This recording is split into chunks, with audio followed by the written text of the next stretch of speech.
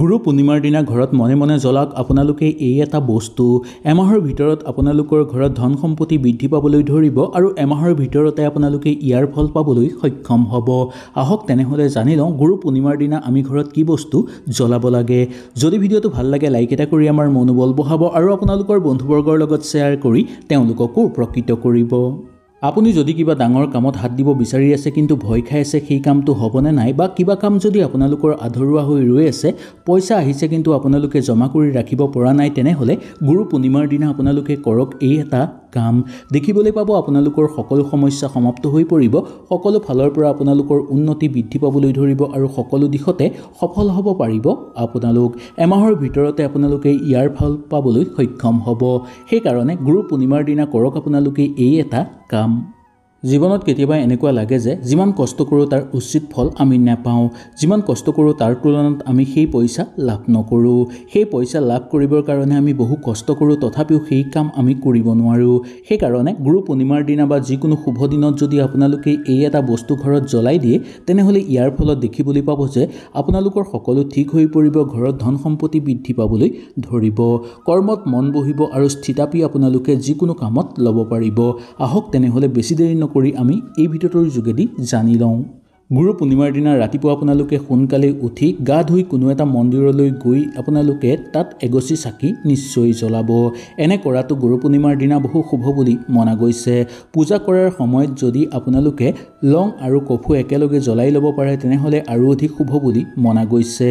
ইয়াৰ পৰা দেখিবলৈ পোৱা যাব যে আপোনালোকৰ সকলো কাম হৈ পৰিব, যি কাম আপোনালোকৰ ৰৈ আছে সেই সকলোবোৰ কাম আপোনালোকৰ সুন্দৰভাৱে হৈ পৰিব, সকলো দিশৰ পৰা আপোনালোকে সফল হ'ব পাৰিব আৰু সকলো ঠাইতে আপোনালোকে আগুৱাই যাব পাৰিব। ৰাতিপুৱাই যাব নোৱাৰিলেও আপোনালোকে ৰাতিপুৱা 12 বজাৰ আগত আপোনালোকে যাবলৈ চেষ্টা কৰিব। সুন্দৰভাৱে মন্দিৰলৈ গৈ তাত এগছি আপোনালোকে চাকি জ্বলাব আৰু আপোনালোকে সেই ঠাইতে এটুকুৰা লং আৰু কফু একেলগে জ্বলাই ল'ব।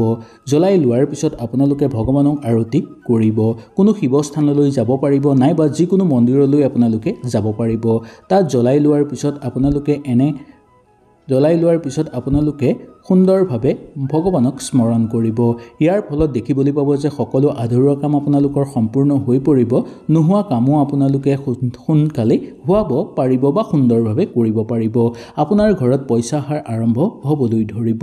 এই কাম কৰাৰ লগে লগে এমাহৰ ভিতৰতে ইয়াৰ ফল পাবলৈ আপোনালোক সক্ষম হ'ব। পইচাৰ কাৰণে বেছিকৈ চিন্তা হৈছে বা বেছিকৈ আপোনালোকে ধাৰ কৰিছে তেনেহ'লে বা ধাৰ হৈছে, তেনেহ'লে ইয়াৰ কাৰণে আপোনালোকে গুৰু পূৰ্ণিমাৰ দিনা কৰক এই এটা কাম। আপোনালোকে গুৰু পূৰ্ণিমাৰ দিনা 5টা লং লৈ ঘৰৰ পৰা ওলাই যাব। কোনো নোহোৱা জেগালৈ গৈ 4টা লং চাৰিদিশলৈ আপোনালোকে দলিয়াই দিব আৰু এটা লং মূৰৰ ওপৰত দি 3বাৰ ঘূৰাই আপোনালোকে পিছলৈ দলিয়াই দিব আৰু ঘৰলৈ উভতি আহিব। মূৰৰ ওপৰত দি দলিয়াই দিয়া লংটোৰ ফালে ঘৰলৈ ঘূৰি অহাৰ সময়ত কেতিয়াও ঘূৰি আপোনালোকে নাচাব আৰু এই কথাটো আপোনালোকে কাৰো আগত নক'ব।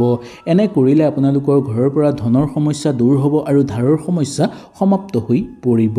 এই ভিডিঅ'টো আপোনালোকে যিমান পাৰে শ্বেয়াৰ কৰিব যাতে সকলোৱে গম পায় আৰু সকলোৱে এই উপায়বোৰ সুন্দৰভাৱে কৰিব পাৰে।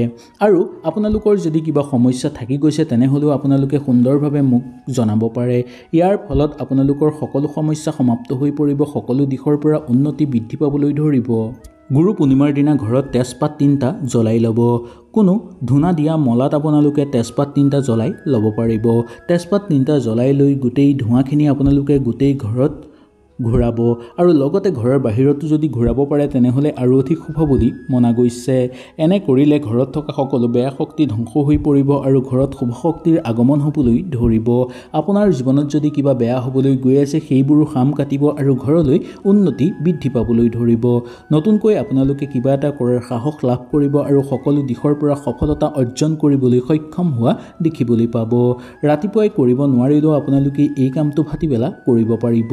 বিশেষকৈ ৰাতিপুৱা বা দুপৰীয়া 12 বজাৰ আগতেই যদি কামটো কৰিব পাৰে তেনেহ'লে বেছি ভাল বুলি মনা গৈছে শাস্ত্ৰৰ অনুসৰি। ৰাতিপুৱা আপোনালোকে উঠি কোনো ধূনা মলাত আপোনালোকে 3টা তেজপাত লৈ ল'ব। সেই তেজপাতকেইটা আপোনালোকে লৈ জ্বলাই ল'ব সুন্দৰভাৱে। জ্বলোৱাৰ পিছত গোটেই ঘৰত আপোনালোকে ফুৰাই দিব তাৰ ধোঁৱাটো, আৰু ঘৰৰ বাহিৰতো যদি পাৰে সুন্দৰভাৱে ফুৰাই দিব। এনে কৰিলে ঘৰৰ চাৰিওফালে পৰিৱেশ আপোনালোকৰ পবিত্ৰ হৈ পৰিব, বেয়া শক্তি ধ্বংস হৈ পৰিব, ঘৰৰ সকলো সমস্যা সমাপ্ত হৈ পৰিব।